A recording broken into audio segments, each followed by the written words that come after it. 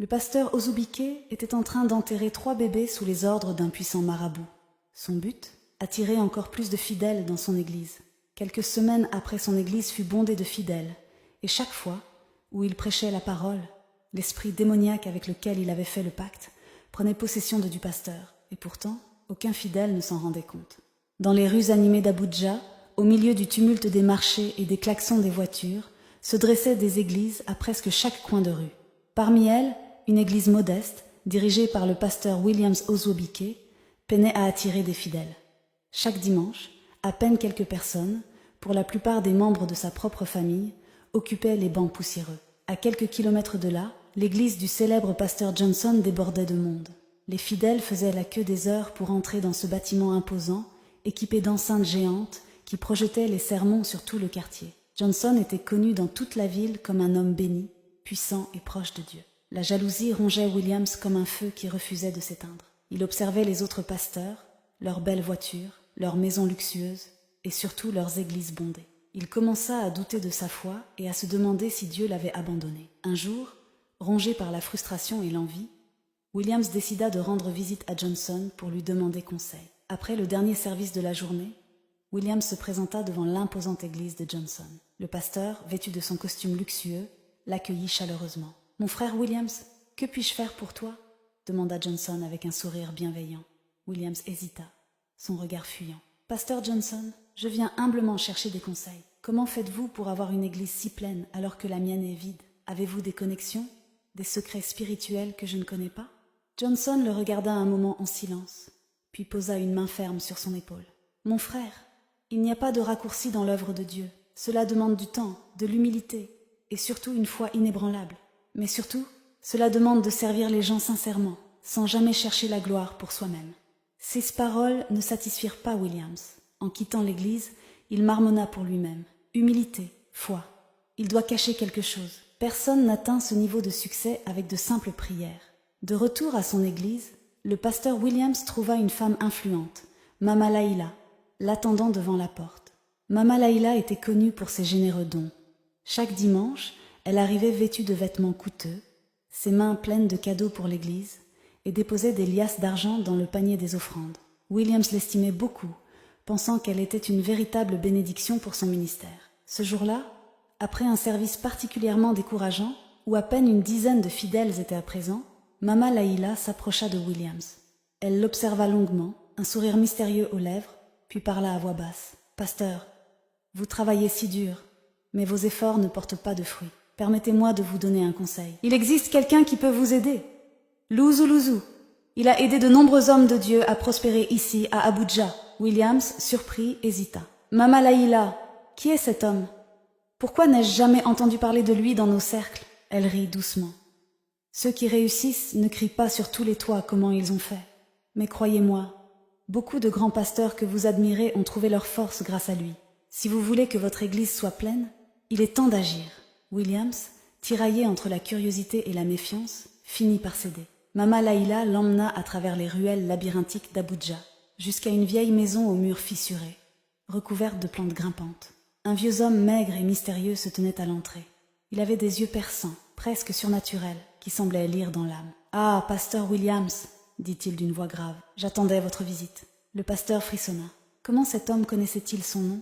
Dans une pièce faiblement éclairée, remplie de statues mystiques et d'objets étranges, Louzou parla avec assurance. « Pasteur, je suis celui qui donne le succès aux hommes de Dieu à Abuja. Les églises que vous voyez remplies, les pasteurs que vous admirez, tous sont passés par moi. Chaque succès a un prix. Mais si vous me faites confiance, votre église sera pleine. Vous aurez la reconnaissance que vous méritez. » Williams, désespéré et rongé par l'envie, écoutait attentivement. Louzou continua. « Tout ce que vous avez à faire, c'est un petit sacrifice. Enterrez 3 bébés vivants au centre de votre église et récitez les paroles que je vais vous donner. C'est ainsi que les grandes églises prospèrent. » Williams, sans réfléchir davantage, accepta de faire ce sacrifice. Ainsi, Louzou l'indiqua où il pouvait trouver les bébés pour le sacrifice. Il sortit du sanctuaire du maître Louzou avec un mélange de peur et d'excitation. Il croyait naïvement que ce pacte ferait de lui l'un des grands hommes d'Abuja. Ce que Williams ignorait, c'est que Mama Laïla n'était pas la généreuse donatrice qu'elle prétendait être. Elle était une collaboratrice de Louzou, envoyée pour piéger les âmes fragiles et les conduire à lui. Une fois les bébés trouvés, Williams ferma l'église à double tour une nuit. et avec une pelle, il creusa un trou profond au centre de la salle. Il avait obtenu 3 bébés, symbole de sacrifice ultime. Les bébés pleuraient faiblement, leurs cris semblant supplier le pasteur de renoncer. Mais Williams était déterminé. En suivant les instructions de Luzuluzu, il récita des incantations dans une langue qu'il ne comprenait pas. Il scella les sorts en enterrant les bébés vivants sous le sol sacré. Lorsque tout fut terminé, il sentit une étrange chaleur envahir l'église. Les murs semblaient vibrer, et une odeur nauséabonde se répandit brièvement avant de disparaître. Dès le dimanche suivant, des foules commencèrent à affluer vers l'église de Williams. Les fidèles arrivaient sans savoir pourquoi, leurs pieds les menant presque contre leur volonté. Les bancs, autrefois vides, étaient maintenant pleins. Les chants et les prières résonnaient si fort qu'on les entendait jusqu'à l'autre bout de la ville. Williams se réjouissait. Chaque semaine, les dons augmentaient et son nom commençait à circuler dans tout Abuja. Cependant, des événements étranges commencèrent à se produire. Les fidèles faisaient des rêves étranges. Certains voyaient des ombres les poursuivre dans des endroits sombres. Des pleurs d'enfants résonnaient parfois dans l'église, même lorsque tout était silencieux. Une femme s'évanouit en pleine prière, criant qu'elle voyait des ombres ramper sur le sol, et meutes de bébés en sang et en pleurs qui la poursuivraient. Un jour, un jeune homme courageux du nom de Dotse décida de découvrir la vérité. Fils d'une ancienne prophétesse, il avait été élevé dans la foi et possédait une intuition spirituelle aiguisée. Lors d'une nuit orageuse, armé d'une lampe torche, il entra discrètement dans l'église déserte pour mener son enquête. Au centre de l'église, il sentit une odeur putride qui émanait du sol. Guidé par son instinct, il commença à creuser. À sa grande horreur, il découvrit les restes décomposés des 3 bébés, accompagnés de talismans étranges. Le choc et le dégoût laissèrent rapidement place à la détermination. « Cela doit s'arrêter. Les gens doivent connaître la vérité, » murmura-t-il en refermant le trou. Le lendemain, Dotse se rendit directement chez Pasteur Johnson, un homme respecté et connu pour sa droiture.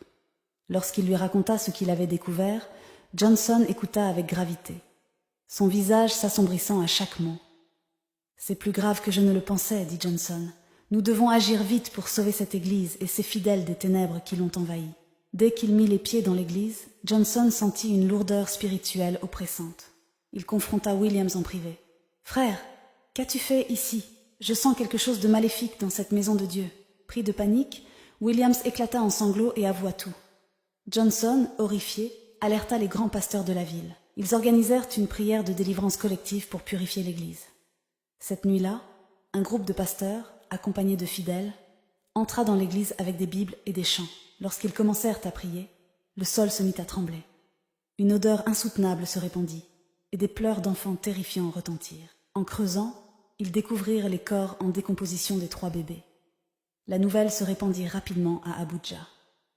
Williams fut dénoncé publiquement et chassé de la ville.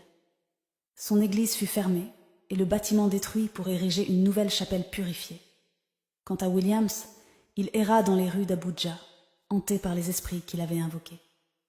Chaque nuit, il entendait des pleurs d'enfants et sentait une présence sombre le suivre. Il finit par sombrer dans la folie, racontant son histoire à quiconque voulait l'entendre. Cette histoire devint une légende dans les quartiers d'Abuja, un avertissement pour tous ceux qui voudraient mélanger la lumière et les ténèbres.